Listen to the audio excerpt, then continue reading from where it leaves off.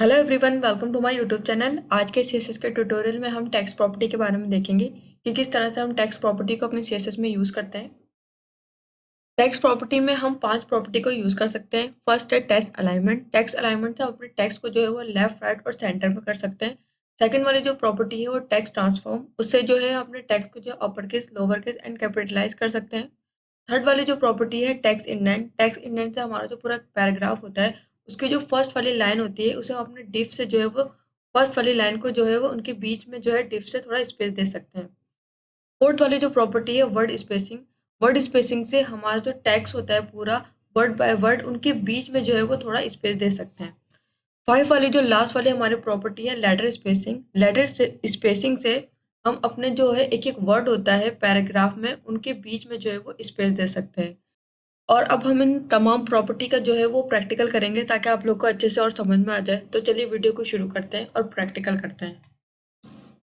तो फ्रेंड्स, अपने प्रोग्राम में आने के बाद देखिए मैंने यहाँ पे एक एचटीएमएल डॉक्यूमेंट की फाइल ली हुई है और यहाँ पे मैंने एक स्टाइल शीट की भी फाइल ली हुई है और इस स्टाइल शीट को मैंने अपनी एचटीएमएल की जो फाइल है इसमें लिंक कराया हुआ है। उसके बाद देखिए मैंने यहाँ पे एक डिव ओपन की हुई है जिसका नेम मैंने बॉक्स के नेम से जो है वो डिव ओपन की है। उसके बाद इस डिव के अंदर मैंने पी के टैग के अंदर भी कुछ पैराग्राफ लिखा हुआ है। उसके बाद देखिए ये जो हमारी उसके बाद देखिए ये जो हमारी डिव ओपन हुई है बॉक्स के नेम से, तो यहाँ पे देखिए हमने स्टाइल शीट में एक बॉक्स और पी का जो हमने पैराग्राफ लिखा हुआ है उसके अंदर हमने कुछ स्टाइलिंग की हुई है। जैसे कि हमने यहाँ पे बॉर्डर दिया हुआ है 2 पिक्सल का और जिसे में हमने सॉलिड करके कलर दे दिया रेड। उसके बाद हमने इसकी विड्थ और हाइट देने के बाद मार्जिन टॉप, मार्जिन लेफ्ट और पैडिंग दिया हुआ है। मार्जिन और पैडिंग की मैं ऑलरेडी वीडियो बना चुकी हूँ। अगर आपने वो वीडियो नहीं देखी तो उस वीडियो को देखकर आप मार्जिन और पैडिंग को इजीली समझ सकते हैं। अभी जो हमारा फिलहाल आउटपुट है, अभी हमारा आउटपुट फिलहाल कुछ इस तरह से दिख रहा है। तो अब हम जो है अपनी टैक्स अलाइनमेंट की जो प्रॉपर्टी से अप्लाई करेंगे। तो अपने प्रोग्राम में आते हैं और प्रोग्राम में आने के बाद हम यहाँ पे आके टैक्स अलाइनमेंट लिखते हैं। तो देखिए हमारा जो टैक्स होता है वो बाय डिफॉल्ट जो होता है वो लेफ्ट साइड से शो होता है। देखिए यहाँ पे जो है लेफ्ट साइड से शो हो रहा है। तो अब हम जो इस पर प्रॉपर्टी अप्लाई करेंगे वो है राइट साइड की। तो हम यहाँ पे राइट लिखते हैं, इसे सेव करते हैं। सेव करने के बाद अपने प्रोग्राम में आके इसको रिफ्रेश करेंगे तो देखिए हमारा जो टैक्स है वो यहाँ पे राइट साइड से यहाँ पे शो हो रहा है। तो अब हम जो है वो इस टैक्स अलाइनमेंट को अगर हम इसे सेंटर में करें, हमने इसे सेंटर किया। सेंटर करने के बाद प्रोग्राम में आके इसको हम करते हैं रिफ्रेश। तो देखिए हमारा जो पूरा टेक्स्ट है देखिए वो यहाँ पे सेंटर में शो हो रहा है। देखिए पूरा सेंटर में शो हो रहा है। उसके बाद हमारे पास एक वैल्यू होती है जस्टिफाई की। तो जस्टिफाई की वैल्यू से क्या होता है कि हमारा जो कंटेंट है वो दोनों साइड से जो वो एडजस्ट होता है। तो देखिए यहाँ पे प्रोग्राम में आते हैं और यहाँ पे आके हम करते हैं रिफ्रेश।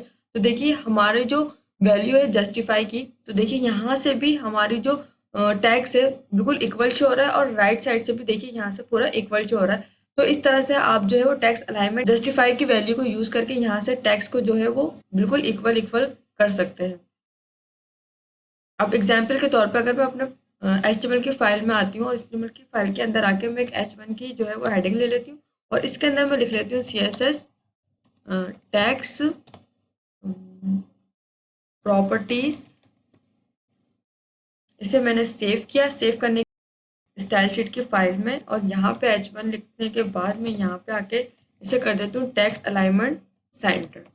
मैंने इसे सेव किया। सेव करने के बाद प्रॉम्प्ट पे आते हैं और इसे हम करते हैं रिफ्रेश। तो देखिए हमारा जो यहाँ पे हमने H1 की जो हेडिंग लिखी थी वो यहाँ पे देखिए टैक्स जो है हमारा सेंटर में लिखा हुआ है। तो इस तरह से आप टैक्स अलाइनमेंट की जो है वो वैल्यू को और प्रॉपर्टी को इजीली यूज कर सकते हैं। तो अब हम जो नेक्स्ट प्रॉपर्टी देखेंगे वो है टैक्स ट्रांसफॉर्म।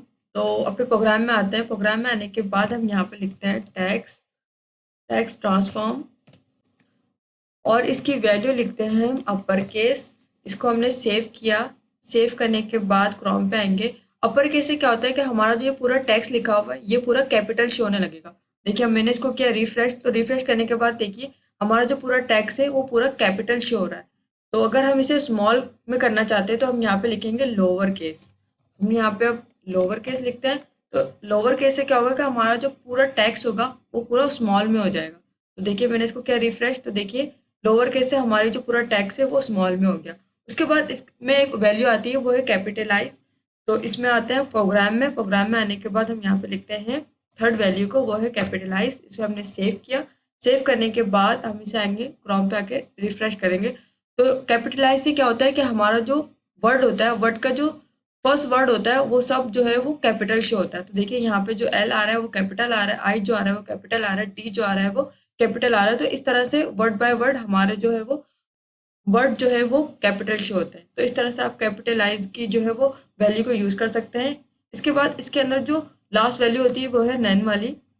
ये मीन्स कि अगर आप कुछ अप्लाई नहीं करना चाहते तो इसमें आप नन लिख दें और इसे आके आप रिफ्रेश करें तो देखिए, तो बाय डिफॉल्ट जो इसका टैक्स है उसी तरीके से यहाँ पे टैक्स शो होने लगेगा। अब हम जो नेक्स्ट प्रॉपर्टी देखेंगे वो है टैक्स इंडेंट की। टैक्स इंडेंट वाली जो प्रॉपर्टी उससे क्या होता है कि देखिए जो हमारी फर्स्ट वाली लाइन है, फर्स्ट वाली लाइन में हम कोई वैल्यू यूज करेंगे तो देखिए इससे जो है इनके बीच में जो है वो थोड़ा स्पेस हो जाएगा। अब हम इस प्रॉपर्टी को थोड़ा अप्लाई करते हैं तो यहाँ पे हम लिखते हैं टैक्स इंडेंट और इसमें हम लिखते हैं 60 पिक्सल।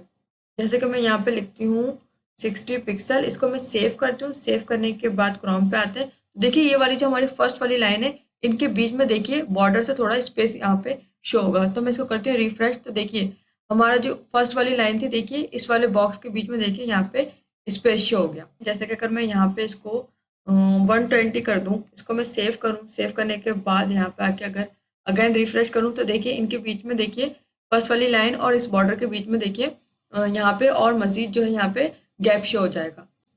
अब हम जो नेक्स्ट प्रॉपर्टी देखेंगे वो है वर्ड स्पेसिंग। तो प्रोग्राम में आते हैं और प्रोग्राम में आने के बाद हम यहाँ पे लिखते हैं वर्ड स्पेसिंग।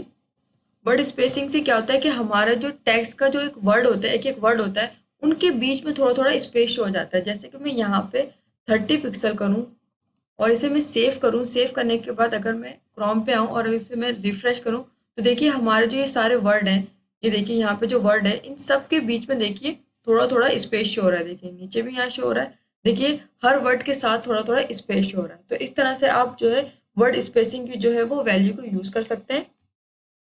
अब हम जो नेक्स्ट प्रॉपर्टी देखेंगे वो है लेटर स्पेसिंग।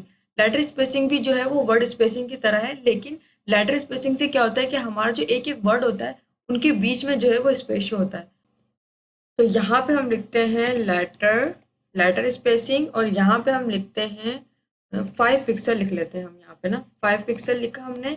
5 पिक्सल लिखने के बाद क्रोम पे आएंगे और इसे हम करेंगे रिफ्रेश तो देखिए हमारा जो टेक्स्ट है वो इनके बीच में देखिए इतना स्पेस आ गया कि ये जो बॉर्डर है ये इस बॉर्डर से भी देखिए बाहर जा रहा है। देखिए अगर मैं इसके बॉर्डर थोड़ा सा इसका जो है वो बढ़ा देती हूँ, जैसे कि इसकी मैं विड्थ कर देती हूँ 550 और हाइट भी कर देती हूँ 250। इसको मैं सेव करूँ, सेव करने के बाद क्रोम पे आके इसे मैं रिफ्रेश कर दूँ तो देखिए हमारा जो अभी टैक्स है, ये देखिए हमारा जो टैक्स लिखा हुआ है उन वर्ड के बीच में भी देखिए काफ़ी स्पेस यहाँ पे देखिए शो हो रहा है। देखिए सारा जो पूरा यहाँ पे पैराग्राफ लिखा हुआ है सब में जो है वो यहाँ पे थोड़ा थोड़ा हर वर्ड में जो है वो थोड़ा थोड़ा स्पेस शो हो रहा है। तो इस तरह से जो है वो आप टैक्स प्रॉपर्टी जो है वो अप्लाई कर सकते हैं अपनी वेबसाइट वगैरह में। तो आई होप कि आपको समझ में आया होगा। अगर वीडियो अच्छी लगी तो प्लीज़ लाइक कीजिए और चैनल को सब्सक्राइब कीजिए। Thank you.